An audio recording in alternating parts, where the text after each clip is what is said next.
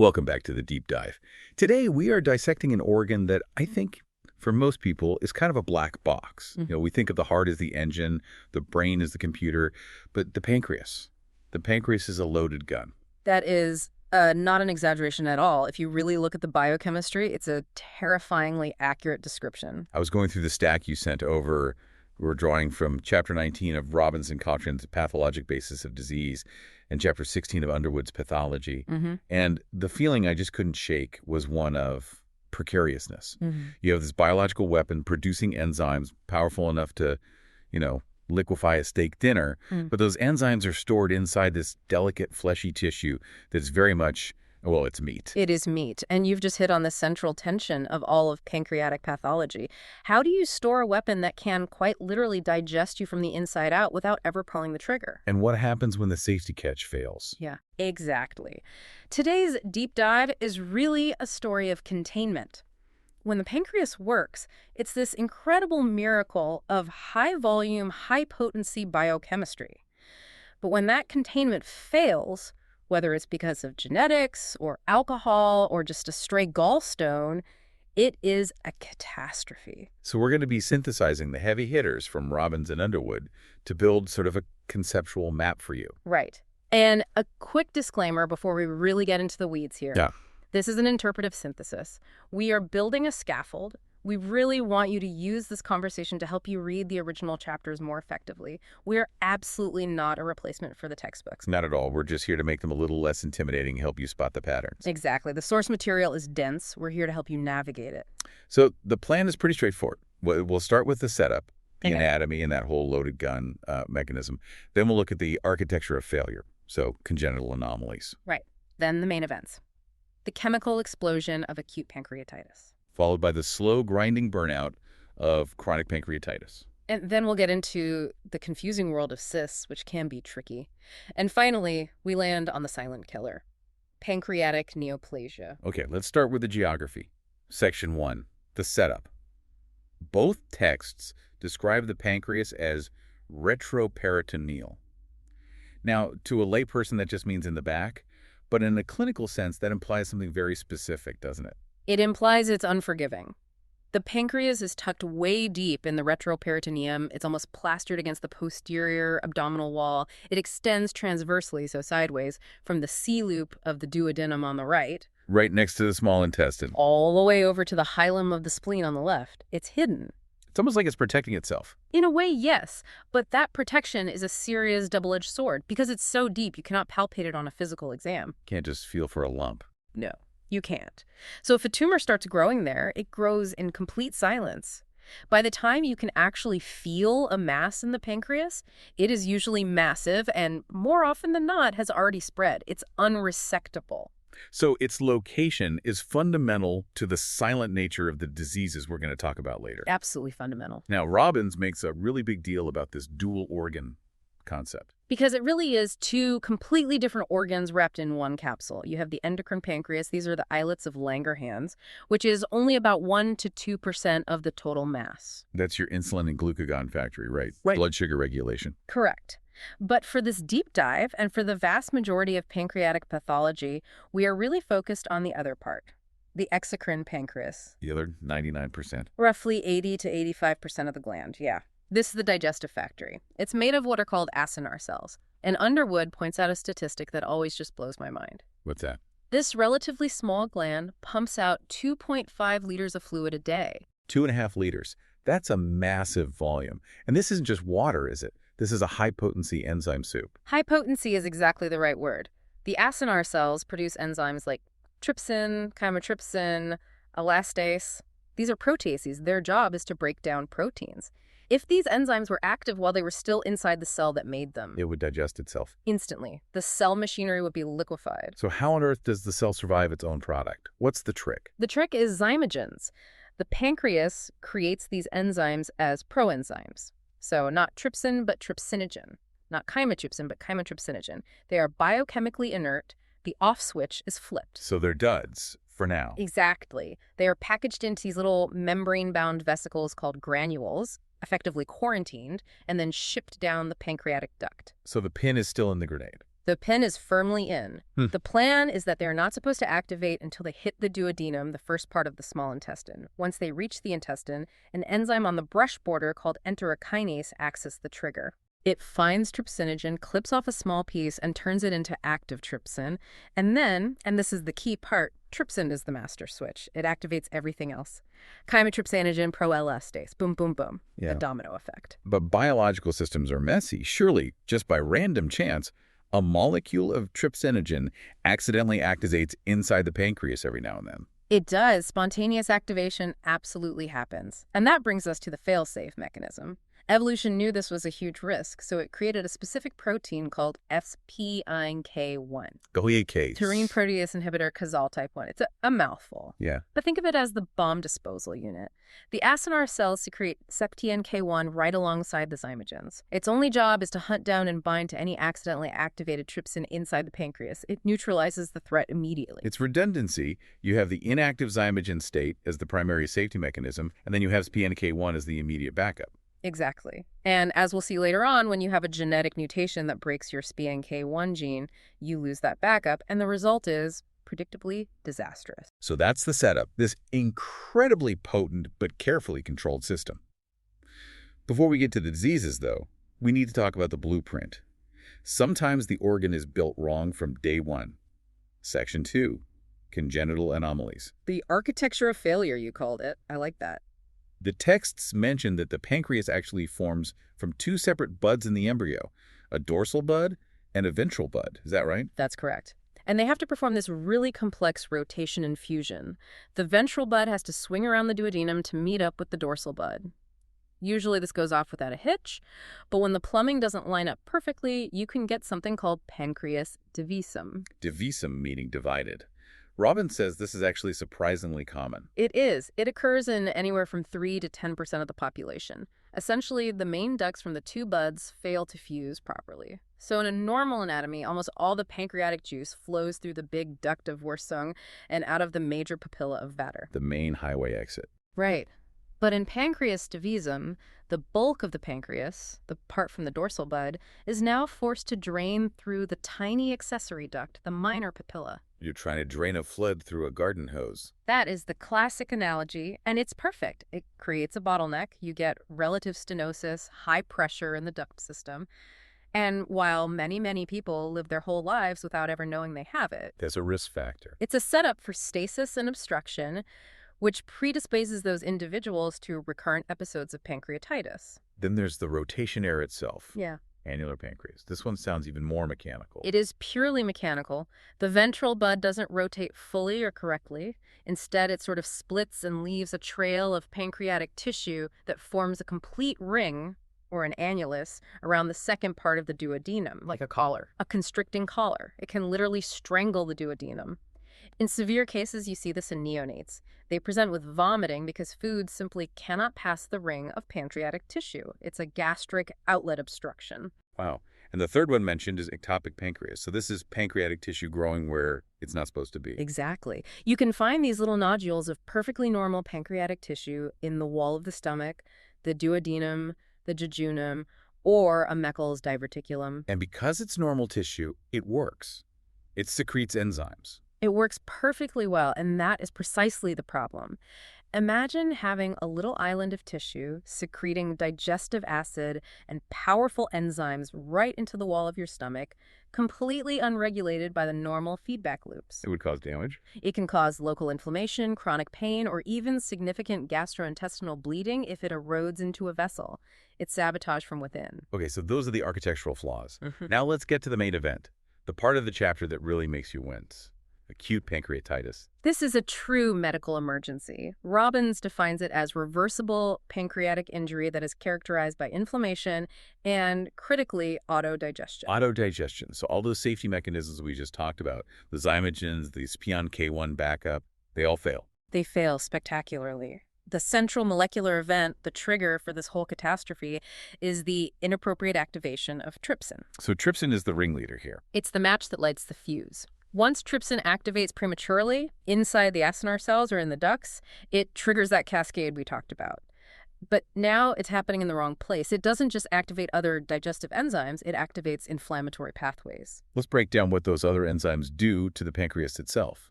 Elastase. Elastase, as the name implies, digests elastin. Elastin is a key structural component of blood vessel walls. So hemorrhage. Massive, devastating hemorrhage. And then you have phospholipase. Phospholipases attack phospholipids, which are the building blocks of all cell membranes. So widespread cell death, necrosis. Exactly. The membranes of acinar cells, fat cells, and endothelial cells all get destroyed. On top of that, you get activation of the clotting system, prekallikrein, and the complement system. It's an uncontrolled inflammatory storm. So what pulls the trigger? Robbins lists a whole bunch of causes. The I get smashed mnemonic is the classic one from medical school, but it boils down to two big ones, right? The big two account for about 80% of all cases. Number one is biliary tract disease, mostly gallstones, and number two is alcohol. Let's parse the mechanism for gallstones first. It seems like a simple plumbing issue. It is fundamentally a plumbing issue. A gallstone passes out of the gallbladder, travels down the common bile duct, and gets lodged at the very end, the ampulla of Vater. Because the common bile duct and the main pancreatic duct often share that final exit point. It blocks both. It blocks the pancreas, too. This is the common channel theory. The blockage causes a rapid and dramatic increase in the pressure inside the pancreatic duct system. Like putting a cork in it. Precisely. That high pressure causes edema and disrupts the acinar cells. There's also a theory that bile might actually reflux into the pancreas, and bile salts act like a detergent, directly damaging cell membranes. Either way, the enzyme-rich fluid can't get out. It backs up. And that stasis leads to premature activation.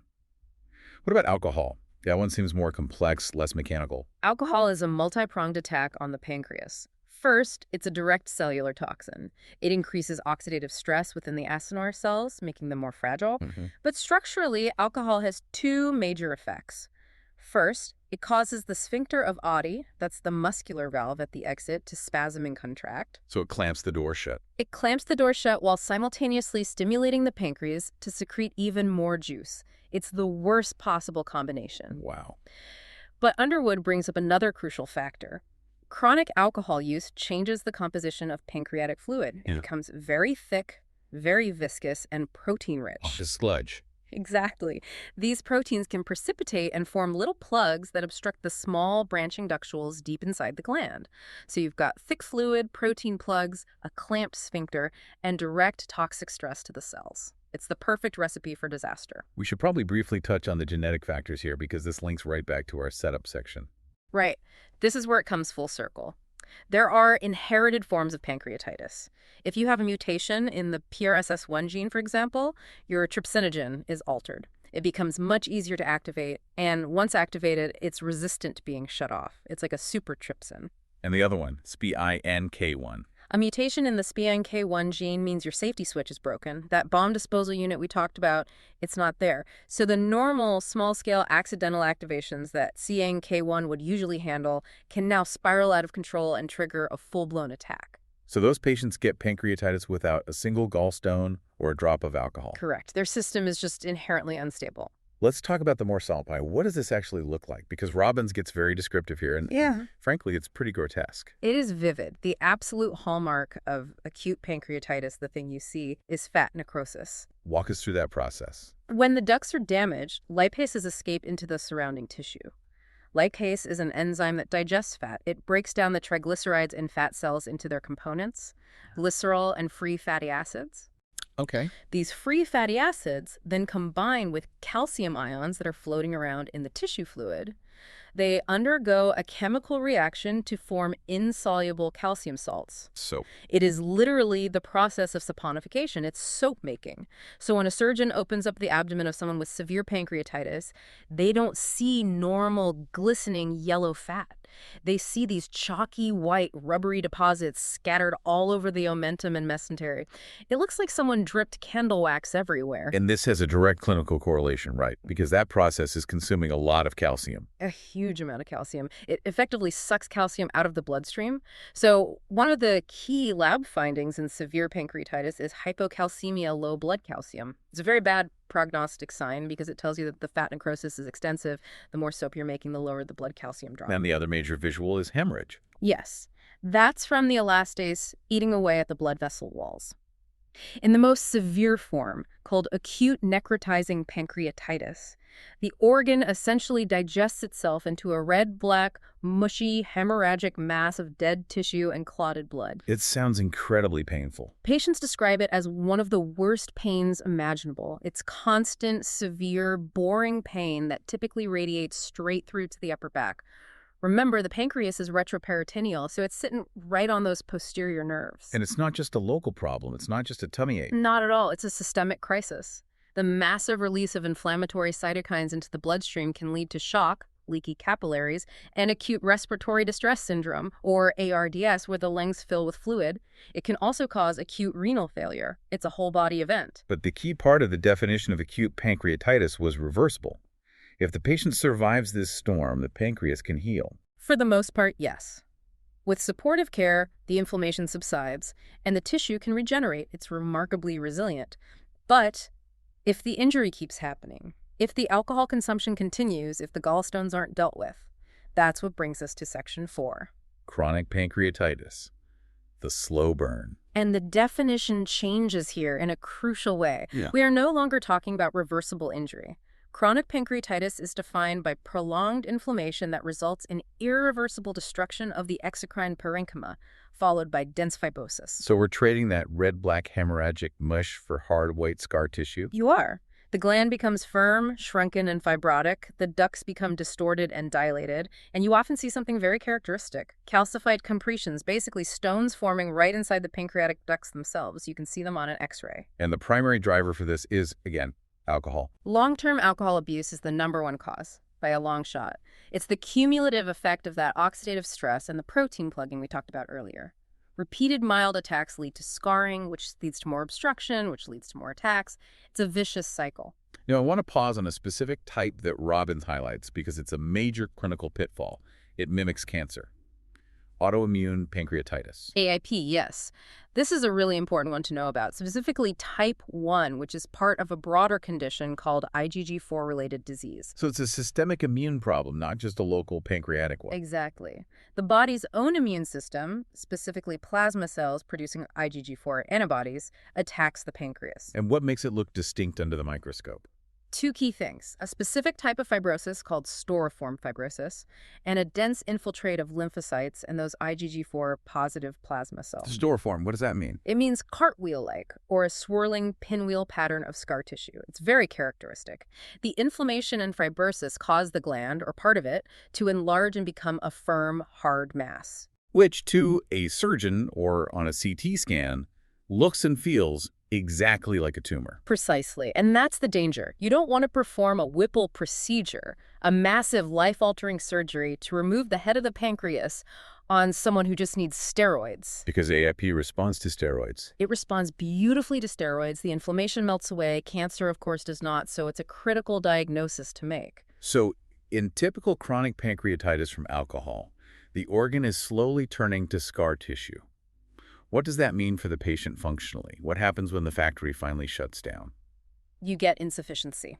And it happens in a predictable order.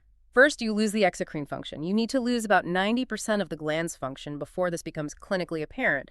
But when it does, you aren't making enough digestive enzymes anymore. You can't digest your food properly. Specifically, you can't digest fat. This leads to malabsorption and a condition called steatorrhea, which is the excretion of large amounts of fat in the stool. These are greasy, foul-smelling, pale stools that often float. The patient loses a lot of weight because they're essentially starving despite eating a normal diet. And eventually the endocrine part fails too. In the late stages, yes. The relentless fibrosis eventually chokes out the islets of Langerhans. The patient develops diabetes mellitus. Robbins has some great images where you see the islets are spared. Initially, they look like these little survivor islands floating in a sea of pink scar tissue. But eventually, they succumb. So it's a total burnout of the entire organ. Accompanied by persistent, debilitating pain. Unlike the acute attack, which is severe but subsides, the pain of chronic pancreatitis can be a constant, nagging, lifelong struggle. Okay, moving on to Section 5. Cysts. This seems to be an area where the terminology gets very tricky and the stakes are really high because some of these are completely innocent and some are ticking time bombs. It is an absolute minefield, and getting it right is crucial. The most common cystic lesion you'll see in the pancreas isn't even a true cyst, it's a pseudocyst. Why pseudo? What makes it not a true cyst? A true cyst has an epithelial lining. There's a layer of cells that are designed to create the wall of the sac. A pseudocyst does not have that. It's simply a walled-off collection of necrotic, hemorrhagic material, basically liquefied dead pancreas, blood, and enzyme soup that is contained by a wall of fibrous granulation tissue. So it's the body's attempt to just fence off the messy aftermath of an acute attack. That's a perfect way to put it. It usually follows an episode of acute pancreatitis or trauma. It's the body's attempt at containment after the fact. Okay, but then we get to the neoplastic cysts. These are the ones that can actually turn into cancer. And Robbins breaks them down by, well, it seems like largely by gender and location. The demographics and location are incredibly predictive here. It's one of those areas in pathology where they really help you narrow it down. Let's start with serocystic neoplasms. These are the good ones, right? Generally, yes. They are almost always benign. They occur much more often in women, usually in the body or tail of the pancreas. Morphologically, they are made up of lots of small cysts, giving it a honeycomb or microcystic appearance. And the fluid inside is thin and clear, like water. So honeycomb, clear fluid, tail of the pancreas, in a woman, usually safe. The risk of malignancy is extremely low. You can often just watch them. Now, contrast that sharply with mucinous cystic neoplasms. Mucinous. The name implies mucus, which sounds thicker. It is. These are the dangerous ones. They occur almost exclusively in women, about 95% of cases, also usually in the body or tail. But the histology, the tissue under the microscope, is the absolute giveaway. And what are we looking for there? The stroma, that's the connective tissue just underneath the mucus-producing epithelial lining. It looks exactly like ovarian stroma. Ovarian stroma in the pancreas. How is that even possible? It's a fascinating embryological quirk, but it's a huge red flag for the pathologist. These lesions are precancerous. They have the potential to progress to invasive adenocarcinoma. So if you see a mucinous cyst with ovarian stroma in the tail of a woman's pancreas, that usually needs to come out. Okay. And the third major type, IPMN. Intraductal papillary mucinous neoplasms. These are different again. They tend to occur more often in men, and they are found in the head of the pancreas. Critically, they arise within the main pancreatic ducts themselves. They fill the duct with these finger-like papillary projections, making mucus. And they don't have that ovarian stroma. No ovarian stroma.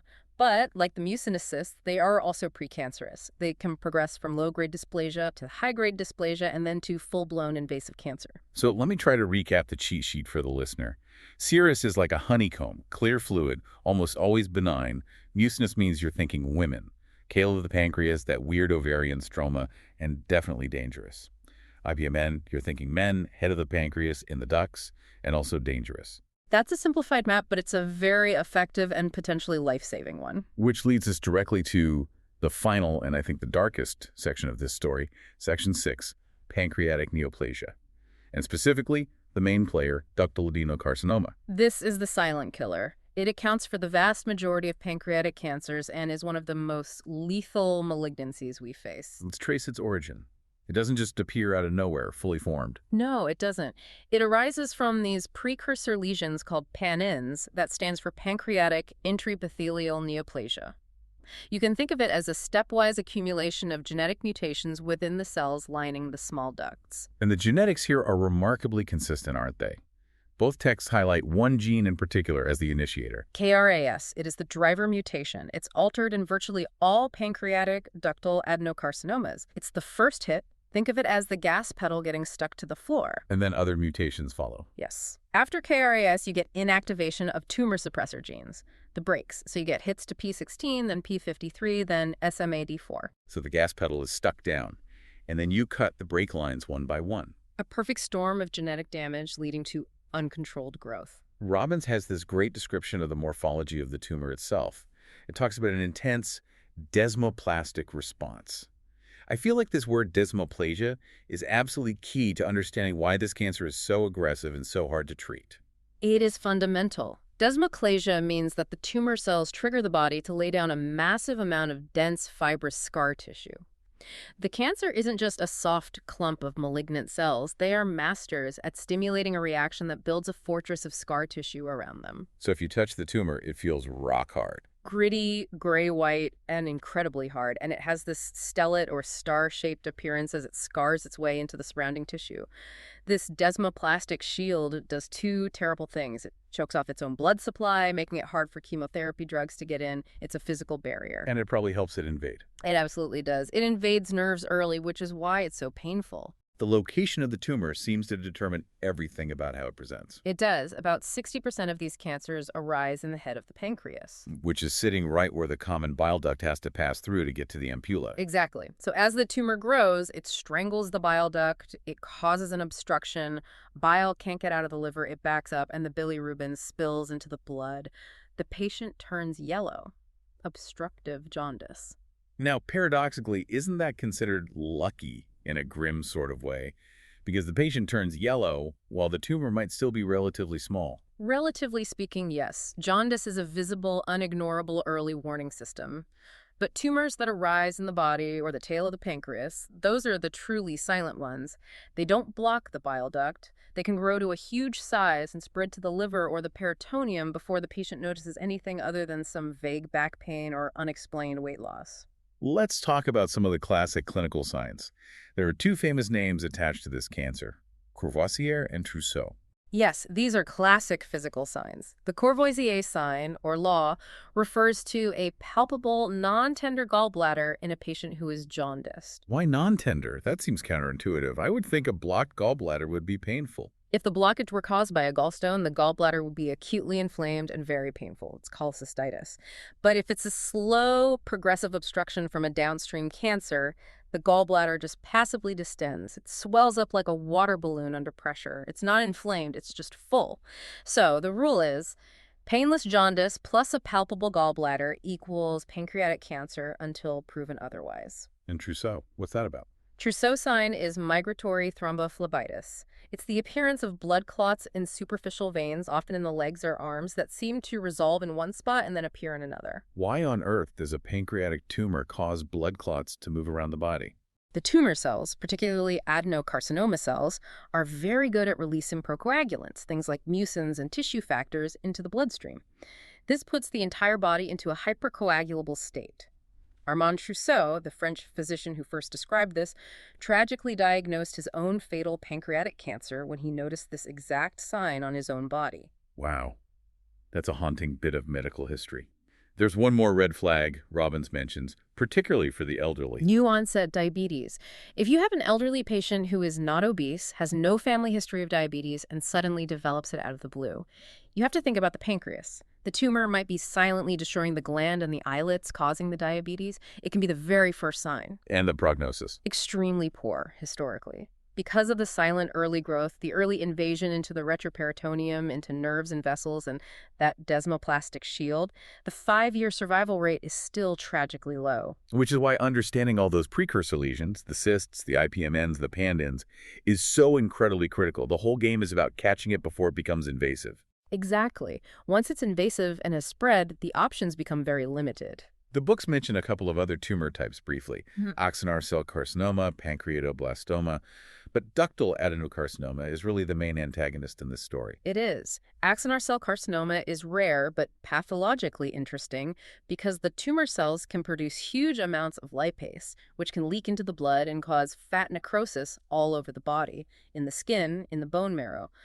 But in terms of numbers and impact, ductal adenocarcinoma is the one you will see. Okay, let's try to bring this all in for a landing. We've covered a tremendous amount of ground. From the hidden, unforgiving anatomy to the explosive chemistry of acute pancreatitis, the fibrotic burnout of chronic disease, and the silent, shielded invasion of cancer. If we try to synthesize all of this, the theme that just keeps coming back is timing and containment. How so? Break that down. Think about it. Pancreatic health is Zamogens, waiting patiently for the duodenum. Perfect timing, perfect containment. Acute pancreatitis is premature activation. It's too early. Chronic pancreatitis is prolonged injury and scarring. It goes on for too long. And cancer is just uncontrolled growth, a complete loss of timing and containment due to genetic damage. It really does highlight the precarious balance of our own biology. We have this organ that is absolutely essential for life, yet it holds within it the potential to destroy us from the inside out in the most horrific ways. And just look at the evolutionary effort the body spent to keep it safe. The fact that our bodies manufacture a specific, dedicated inhibitor protein, SBNK1, just to act as a safety pin for this one organ, it shows you just how high the biological stakes are. It's a very high-risk, high-reward system. Absolutely. Before we sign off, I really want to encourage everyone listening, go open your Robbins to Chapter 19, Underwood to Chapter 16, find the images. Yes. You really need to see a picture of the chalky white deposits of fat necrosis. You need to see the store-form fibrosis of autoimmune pancreatitis. You need to see the dense white scar of a desmoplastic adenocarcinoma. The images make these concepts stick in a way that our voices just can't. We've given you the conceptual map. Now go and explore the territory for yourself. Stay curious, keep reading. And always, always respect the pancreas. See you on the next deep dive.